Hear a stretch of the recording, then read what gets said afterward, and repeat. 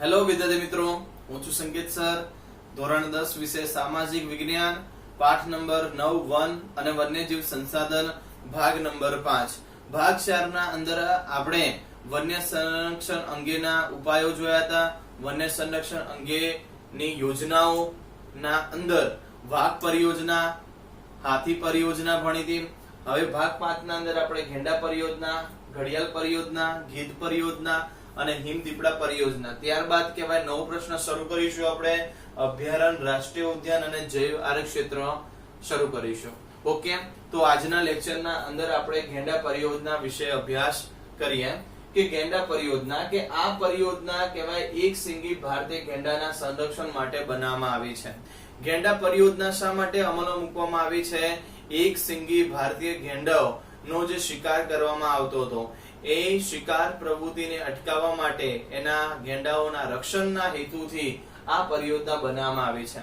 ભારતમાં મોટા ભાગના ગેંડાઓ કયા રાજ્યમાં જોવા મળે છે? તો અસમ રાજ્યમાં. આ તમને પ્રશ્ન એક ગુણનો એમસીક્યુ પ્રશ્ન પૂછી શકે, ખાલી જગ્યામાં પ્રશ્ન પૂછાય કે ભારતના ગેંડાઓ મોટા ભાગે કયા રાજ્યમાં વધારે જોવા મળે છે? તો ભારતમાં મોટા ભાગે ગેંડાઓ અસમ રાજ્યમાં વધુ જોવા મળે છે. આ ઉપરાંત પશ્ચિમ બંગાળના સુંદરવનમાં પણ તે જૂથ સંખ્યામાં આપણને જોવા મળે છે. ભારતમાં રાઇનો વિઝન 2020 ની વ્યૂહરચના મુજબ ગેંડાઓની સંખ્યા 3000 સુધી લઈ જવાના લક્ષ્યાંક રાખવામાં આવ્યો છે. વિદ્યાર્થીઓ, અહીં કહેવાય ગેંડાઓના રક્ષણના હેતુ માટે અહીંયા રાઇનો વિઝન એટલે 2020 ના અંદર એવી વ્યૂહરચના બનાવી છે કે 2020 સુધીના સમયમાં ગેંડાઓની સંખ્યા 3000 સુધી લઈ જવાની છે. તો વિદ્યાર્થી મિત્રો, ગેંડા પરિયોજના વિશે હું ડિટેલમાં થોડી માહિતી આપી દઉં કે ગેંડા પરિયોજના ભારતમાં એક સિંગી ભારતીય ગેંડો જે છે એનો શિકાર પ્રવૃત્તિ વધારે થતો હતો, એની સંખ્યામાં ઘટાડો થતો હતો. એક પ્રશ્ન સમય ઉભો થાય છે કે ગેંડાઓની સંખ્યામાં સતત થયેલા ઘટાડવાના કારણે ગેંડાઓની સંખ્યા જોવા મળશે નહીં. તો ગેંડાઓના રક્ષણ માટેના હેતુથી ગેંડા પરિયોજના બનાવવામાં આવે છે. શેના માટે ગેંડા પરિયોજના બનાવવામાં આવી? ભારતીય એક સિંગી ગેંડાના રક્ષણના હેતુથી ગેંડા પરિયોજના બનાવવામાં આવે છે. આ ગેંડાઓ ભારતમાં સૌથી વધારે કયા રાજ્યમાં જોવા મળે છે? તો કે અસમ રાજ્યમાં સૌથી વધારે પ્રમાણમાં જોવા મળે છે. આ ઉપરાંત પશ્ચિમ બંગાળના અંદર સુંદરવનમાં લખ્યું છે સ્પષ્ટ કે પશ્ચિમ બંગાળના સુંદરવનમાં પણ જૂથ સંખ્યામાં આ ગેંડાઓ જોવા મળે છે. અને રાઇનો વિઝન દ્વારા 2020 ના સમય સુધી એવું કહેવામાં આવ્યું છે કે 3000 સુધી ગેંડાઓની સંખ્યા કરવામાં આવશે, એવું લક્ષ્યાંક પ્રાપ્ત કરશે. હવે ગેંડાઓનો શિકાર થાય છે, પણ અહીં પ્રશ્ન થાય આપણા મનમાં કે ગેંડાઓનો શિકાર શા માટે કરવામાં આવે છે? ગેંડામાંથી એવું શું મેળવવામાં આવે છે જેના કારણે ગેંડાઓનો શિકાર થાય છે? તો ભારતીય એક સિંગી જે ગેંડો છે એ ગેંડાનો એક જે સિંગ હોય છે એ સિંગડો માંથી કહેવાય છે કે દવા બનાવવામાં આવે છે અને દવા મેળવવા માટે લોકો એનો શિકાર કરતા હોય છે. અહીં વિસ્તારમાં એની માહિતી લખી છે, તો ધ્યાન આપો કે એક સિંગી ભારતીય ગેંડો અસમમાં બ્રહ્મપુત્રના દલદલ ક્ષેત્રોમાં આ ગેંડો જોવા મળે છે. બંગાળના સુંદરવનના વિસ્તારોમાં પણ જોવા મળે છે. એક સિંગી ગેંડો ખાસ કરીને એના જે સિંગડું છે એટલે એક સિંગડામાંથી એક સિંગી જે ગેંડો છે એની દવા બનાવવા માટે તેનો શિકાર થાય છે. ગેંડો જે છે એટલે એક સિંગી ભારતીય ગેંડો એ તૃણાહારી જીવ કહેવાય છે. એના રક્ષણના હેતુ માટે આ ગેંડા પરિયોજના બનાવવામાં આવી છે. વિદ્યાર્થી મિત્રો, ગેંડા પરિયોજના ખ્યાલ આવી ગઈ? ફરીથી એકવાર તમને કહી દઉં, ગેંડા પરિયોજના એક સિંગી ભારતીય ગેંડાના રક્ષણના હેતુ માટે આ ગેંડા પરિયોજના બનાવવામાં આવી છે.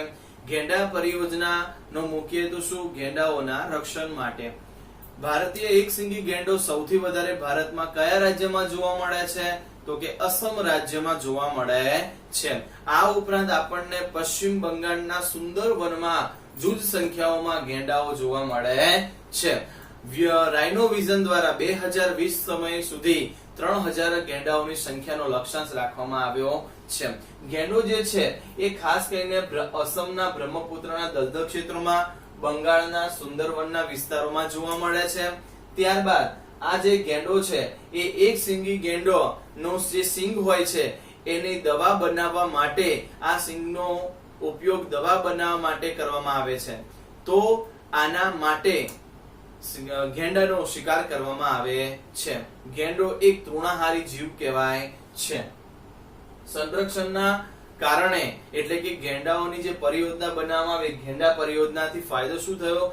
ગેંડાઓનું સંરક્ષણ થાય છે, જેથી ગેંડાઓની સંખ્યામાં સતત વધારો થઈ રહ્યો છે. ઓકે વિદ્યાર્થી મિત્રો, તો ગેંડા પરિયોજના ક્લિયર થઈ ગયું, ખ્યાલ આવી ગયો. નેક્સ્ટ પ્રશ્ન છે ઘડિયાળ પરિયોજના. તો ઘડિયાળ પરિયોજના છે શું? કે મગરની એક પ્રજાતિનું નામ જે ઘડિયાળ કહેવાય છે. તો ઘડિયાળ પ્રજાતિના જે મગરો છે એના વિશે વાત કરીએ કે આ પરિયોજના ઘડિયાળ પરિયોજના છે. મીઠા પાણીમાં જોવા મળતી મગરની એક પ્રજાતિ છે જેનું નામ શું છે? ઘડિયાળ મગર. તો મીઠા પાણીમાં જોવા મળતી મગરોની એક વિશિષ્ટ પ્રકારની પ્રજાતિ છે ઘડિયાળ પ્રજાતિ. તો આ જે ઘડિયાળ પ્રજાતિના મગરો છે એની સંખ્યામાં સતત ઘટાડો થતો હતો. આ પ્રજાતિના મગરોમાં ઘટાડો થવાને કારણે, લુપ્ત થવાને કારણે એના રક્ષણના હેતુ માટે સરકારે ઘડિયાળ પરિયોજના બનાવવામાં આવી છે. આ ઘડિયાળ પરિયોજના મગરની પ્રજાતિના રક્ષણ માટે સરકારે ઈસવીસન 1970 ની સાલના સમયમાં આ ઘડિયાળ પરિયોજના અમલમાં મૂકવામાં આવી છે. આનો હેતુ શું છે? ઘડિયાળ પ્રજાતિના મગરોના રક્ષણ માટે આ પરિયોજના બનાવવામાં આવી છે. ઘડિયાળ પ્રજાતિના મગરો મોટે ભાગે ક્યાં જોવા મળે? આપણને મીઠા પાણીમાં જોવા મળતા હોય છે. ભારત સરકારે સમયસર પગલા લઈને આ પરિયોજના શરૂ કરી છે. એટલે કઈ? ઘડિયાળ પરિયોજના. તો વિદ્યાર્થી મિત્રો, ઘડિયાળ પરિયોજના ક્લિયર થઈ ગઈ. ઘડિયાળ પરિયોજના વિશે ટૂંકમાં માહિતી આપી દઉં કે ઘડિયાળ પરિયોજનાની પ્રજાતિનો મગર ક્યાં જોવા મળે? તો કે મીઠા પાણીમાં આ ઘડિયાળ પ્રજાતિના મગરો જોવા મળે છે. આ મગરના રક્ષણના હેતુ માટે સરકારે ઈસવીસન 1970 ની સાલમાં મગર પરિયોજના એટલે કે ઘડિયાળ પરિયોજના શરૂ કરી છે. તો ટૂંકમાં ઘડિયાળ પરિયોજના પૂરી થઈ, ખ્યાલ આવી ગયો. નેક્સ્ટ ટોપિક છે ગીધ પરિયોજના. વિદ્યાર્થી મિત્રો, ગીધ જે છે એ ગીધ એ કુદરતી સફાઈ કામદાર કહેવામાં આવે છે. ખાસ કરીને પાલતુ પશુઓના જે માંસ હોય છે એ ખાય છે. ટૂંકમાં કહેવાય કે કુદરતી સફાઈ કામદાર કહેવાય. ગીધ એ કુદરતી સફાઈ કામદાર છે. મૃત જે ઢોર હોય છે, ઢોર પશુઓ જે હોય છે એ ઢોરનું મૃત જે માંસ હોય છે એ ખાતા હોય છે. ભારતમાં ગીધની કુલ 9 પ્રકારની પ્રજાતિ જોવા મળે છે. ગીધોની સંખ્યામાં થયેલા અસાધારણ ઘટાડાના લીધે 2004 માં ગીધ પરિયોજના અમલમાં મૂકવામાં આવી. વિદ્યાર્થી મિત્રો, આ ગીધ પરિયોજના થોડું ડિટેલમાં જોઈએ કે ગીધ પરિયોજના. તો ગીધ એ શું છે? કુદરતી સફાઈ કામદાર કહેવાય છે. આ ગીધ પરિયોજના બનાવવામાં ક્યારે આવી? તો કે 2004 ની સાલમાં ગીધ પરિયોજના અમલમાં મૂકવામાં આવી હતી. આનો મુખ્ય હેતુ શું છે? ગીધના રક્ષણ માટે આ પરિયોજના બનાવવામાં આવી છે. ગીધોની કુલ કેટલા પ્રકારની પ્રજાતિ જોવા મળે? કે 9 પ્રકારની પ્રજાતિ છે.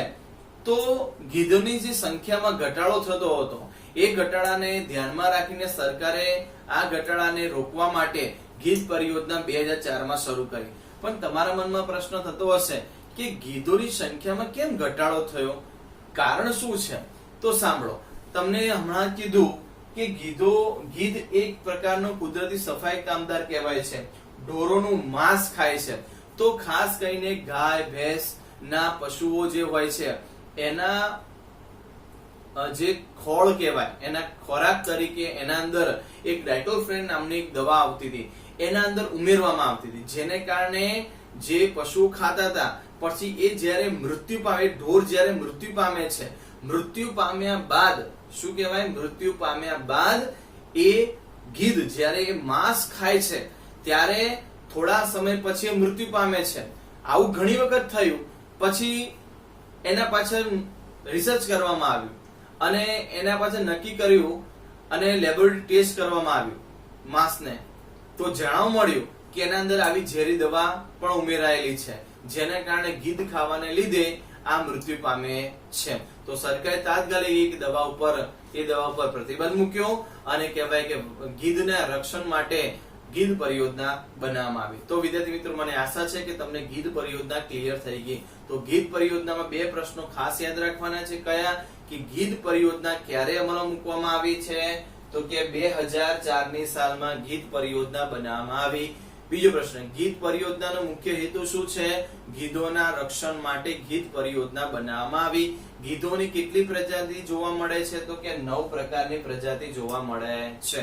તો કે ગીધ પરિયોજના ખ્યાલ આવી ગયો વિદ્યાર્થી મિત્રો. ઓકે, હવે આપણે ભણી રહ્યા છીએ હિમદીપડા પરિયોજના.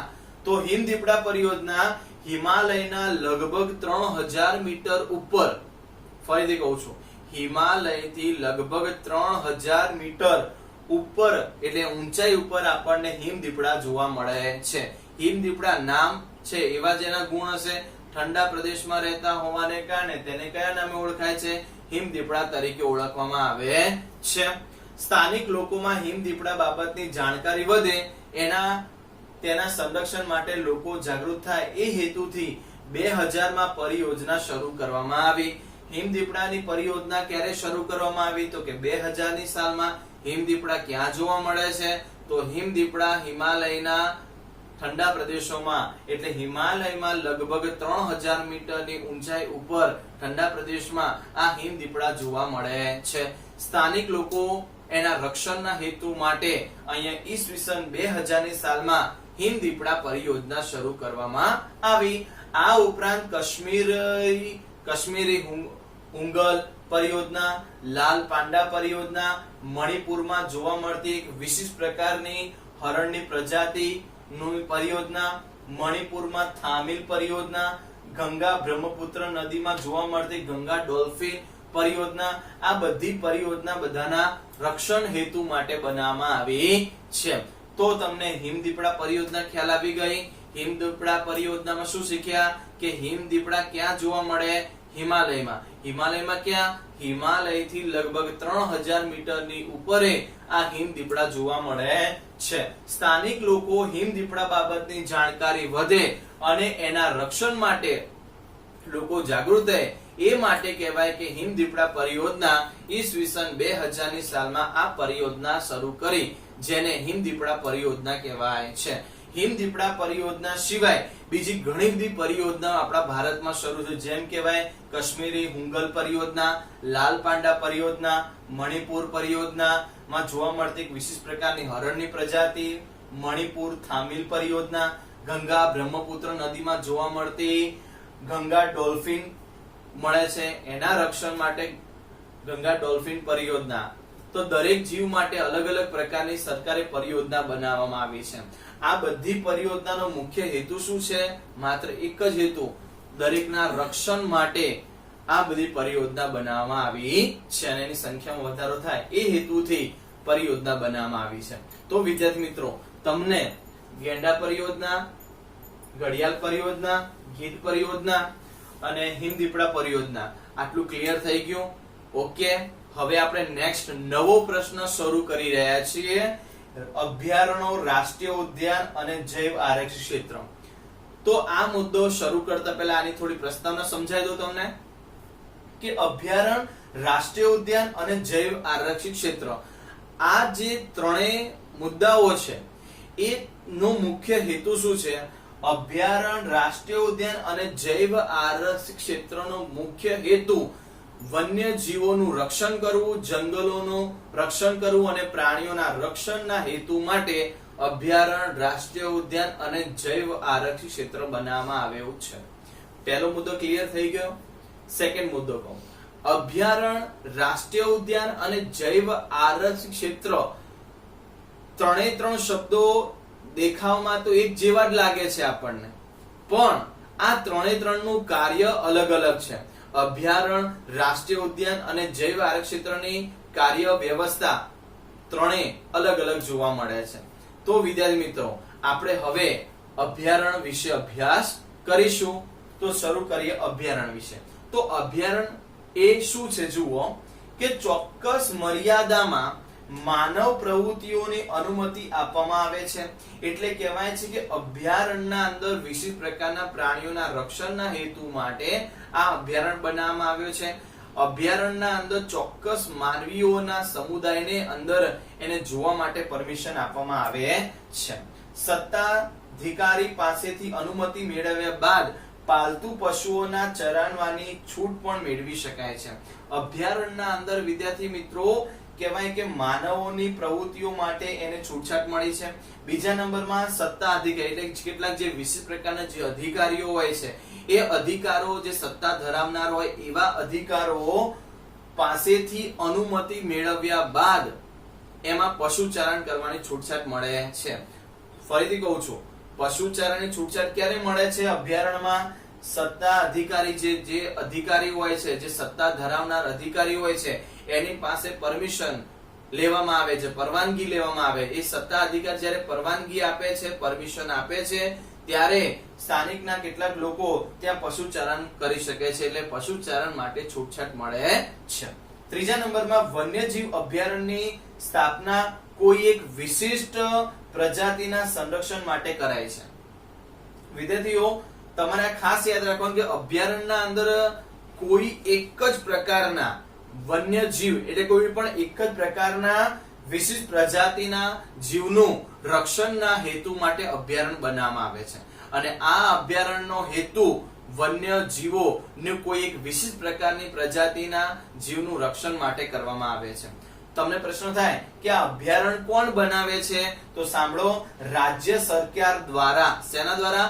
રાજ્ય સરકાર દ્વારા આ અભયારણ્યની સ્થાપના કરવામાં આવે છે.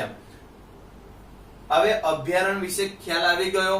ફરીથી તમને કહી દઉં કે અભયારણ્ય, વિદ્યાર્થી મિત્રો, તમને પરીક્ષામાં અભયારણ્ય, રાષ્ટ્રીય ઉદ્યાન અને જૈવ આરક્ષિત ક્ષેત્ર આ ત્રણમાંથી ગમે તે એક પ્રશ્ન પૂછાય. 100% મોસ્ટ આઈએમપી છે, આમાંથી એક પ્રશ્ન આવશે. તો અભયારણ્ય વિશે કહી દઉં ફરીથી કે અભયારણ્ય શું છે? તો ચોક્કસ મર્યાદામાં માનવ પ્રવૃત્તિઓને અનુમતિ આપવામાં આવે છે. એટલે ચોક્કસ માણસોને પ્રવૃત્તિ માટે અનુમતિ આપવામાં આવે છે અભયારણ્યમાં. બીજા નંબરમાં સત્તા અધિકાર પાસે પરવાનગી લઈને ત્યાં પશુચારણ માટે છૂટછાટ મળે છે. ત્રીજા નંબરમાં વન્યજીવ અભયારણ્યના અંદર કોઈ અભયારણ્યમાં કોઈ ચોક્કસ પ્રકારના વિશિષ્ટ પ્રકારના પ્રજાતિના પ્રાણીના રક્ષણ માટે અભયારણ્ય બનાવવામાં આવ્યું છે. આ અભયારણ્ય કોણ બનાવે છે? તો અભયારણ્યની સ્થાપના રાજ્ય સરકાર દ્વારા કરવામાં આવે છે. આટલું ખ્યાલ આવી ગયો વિદ્યાર્થી મિત્રો? ઓકે. તો આપણને કેવા કેવા અભયારણ્યો જોવા મળે છે? તો પેરિયાર અભયારણ્ય, ચંદ્રપ્રભા અભયારણ્ય, એતુર નાગરમ અભયારણ્ય વગેરે પ્રકારના અભયારણ્યો જાણીતા છે. કયા કયા અભયારણ્યો જાણીતા છે? પેરિયાર અભયારણ્ય, ચંદ્રપ્રભા અભયારણ્ય, એતુર નાગરમ અભયારણ્ય, આવા વગેરે પ્રકારના અભયારણ્યો ખૂબ જાણીતા છે. તો વિદ્યાર્થી મિત્રો, ભાગ નંબર 5 અહીં પૂર્ણ કરીએ છીએ આપણે. ભાગ 5 ના અંદર આપણે શું શીખ્યા આજે? ભાગ 5 ના અંદર આપણે ગેંડા પરિયોજના, ઘડિયાળ પરિયોજના, ગીધ પરિયોજના, હિમદીપડા પરિયોજના અને અભયારણ્ય વિશે પરિચય મેળવ્યો. તો ભાગ 5 અહીં પૂરો કરીએ છીએ. ભાગ નંબર 6 માં આપણે રાષ્ટ્રીય ઉદ્યાન અને જૈવ આરક્ષિત ક્ષેત્ર વિશે અભ્યાસ કરીશું. ઓકે, તો હવે મળીશું આપણે ભાગ 6 માં. ત્યાં સુધી દરેક વિદ્યાર્થી મિત્રોને નમસ્તે.